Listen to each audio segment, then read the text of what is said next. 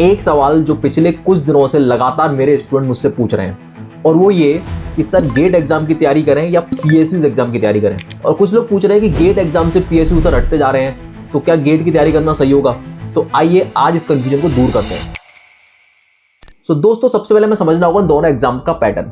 Gate का जो exam होता है वो प्योरली एप्टीट्यूड टेस्ट है, जिसमें 65 क्वेश्चंस आते हैं और आपको मिलते हैं 3 घंटे उसको सॉल्व करने के लिए। यानी कि अगर मैं मानूं कि कोई बच्चा 60 क्वेश्चन भी सॉल्व करता है तो ऑन एन एवरेज 3 मिनट पर क्वेश्चन आपको मिल रहा है। वहीं अगर पीएसयू के एग्जाम की बात करें तो किसी पीएसयू में होता है कि 90 मिनट के अंदर आपको 100 क्वेश्चन करने हैं और किसी पीएसयू में 2 घंटे के अंदर 200 क्वेश्चन करने हैं।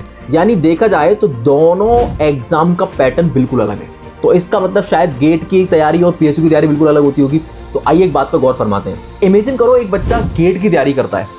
अब गेट में क्या होता है, गेट का जो एग्जाम है प्योरली कॉन्सेप्चुअल एग्जाम है। आपको इन डेप्थ स्टडी करनी पड़ती है, आपको पूरा उसका डेरिवेशन पढ़ना पड़ेगा, उसके प्रोसेस को समझना होगा और चीजों को विजुलाइज करना होगा। केवल फॉर्मूला रटने से गेट का एग्जाम क्रैक नहीं होता। यानी एक स्टूडेंट जो गेट की तैयारी कर रहा है वो थ्योरी भी पढ़ रहा है, वो डेरिवेशंस भी पढ़ रहा है और वो न्यूमेरिकल्स को भी लगा रहा है, क्योंकि गेट के एग्जाम में 90% न्यूमेरिकल आते हैं, तो उसकी न्यूमेरिकल एबिलिटी भी अच्छी हो रही है। अब आते हैं पीएसयू के एग्जाम में। पीएसयू के एग्जाम में क्या होता है दोस्तों, पीएसयू के एग्जाम में आते हैं छोटे छोटे क्वेश्चन, डेटाबेस वाले क्वेश्चन। क्योंकि आपको एक बात समझनी होगी, पीएसयू के एग्जाम में नंबर ऑफ क्वेश्चन ज्यादा है, टाइम कम है। यानी वहां पे बहुत बड़ा कॉन्सेप्चुअल क्वेश्चन वो नहीं पूछने वाले। इसलिए पीएसयू क्या करता है, पीएसयू डेटाबेस वाले क्वेश्चन पूछेगा। फॉर एन एग्जांपल, पीएसयू पूछ लेगा आपसे कि which one of the following is the most ductile material. 4 option दे देगा, आपको एक चूज करना होगा। यंग्स मॉडुलस की वैल्यू पूछ लेगा। मतलब छोटे छोटे क्वेश्चंस आते हैं। अब आप लोग मुझे एक बात बताओ, जिस बच्चे ने गेट की तैयारी करी है, जिसने पूरे इन डेप्थ कॉन्सेप्ट्स पढ़े हैं, क्या वो इस छोटे से पीएसयू क्वेश्चन को सॉल्व नहीं कर पाएगा? बिल्कुल कर पाएगा।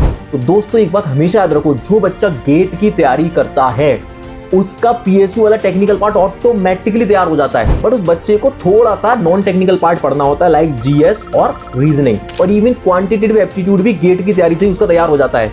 यानी गेट को तैयार करने का मतलब है बाकी के सारे पीएसयूज को तैयार करना। और एक और सबसे बड़ी बात जो आपको बहुत अच्छे से समझनी है वो ये कि बहुत सारे पीएसयूज के अंदर गेट के पीवाईक्यूज डायरेक्टली पूछ लिए जाते हैं। यकीन नहीं होता तो देखो स्क्रीन पर।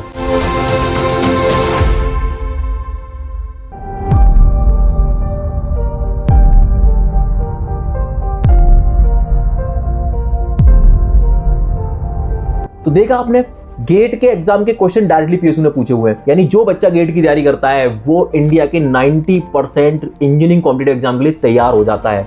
इसलिए दोस्तों ये भ्रम में मत रहो कि पीएसयू के एग्जाम की तैयारी अलग से होती है। आप गेट की तैयारी करिए, उसके बाद ऑटोमेटिकली आपकी पीएसयू की तैयारी हो जाएगी। बस थोड़ा सा आपको नॉन टेक अलग से पढ़ना पड़ेगा, दैट इज द जीएस, और इसके अलावा रीजनिंग वाला part. One more thing you should remember कि जब भी गेट का एग्जाम होता है उसके बाद आता है पीएसयू के एग्जाम। तो आप ऑटोमेटिकली गेट का एग्जाम दे चुके हो, तो आपका टेक्निकल ऑलरेडी मजबूत है।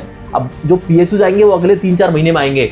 तो इसका मीनिंग ये है कि आप 3-4 महीने में अपना जो जीएस वाला पार्ट है और जो आपका रीजनिंग वाला पार्ट है उसको आप तैयार कर सकते हो। तो मैं उम्मीद कर रहा हूँ कि आपको ये समझ में आ गया हो कि आपको कौन सी तैयारी करनी है। तो फटाफट से कमेंट बॉक्स में बता दो कि अब कंफ्यूजन दूर हुआ कि नहीं, और अगला कौन सा वीडियो आपको चाहिए मुझसे वो भी मुझे जानना है कमेंट बॉक्स में। वीडियो अगर अच्छा लगा है तो शेयर कर दो अपने सभी दोस्तों को जिनको ये कंफ्यूजन है, और जुड़े रहिए मेरे साथ अपनी गेट की जर्नी को आगे ले जाने के लिए। मिलता हूँ नेक्स्ट वीडियो में, तब तक के लिए जय हिंद, जय भारत, थैंक यू।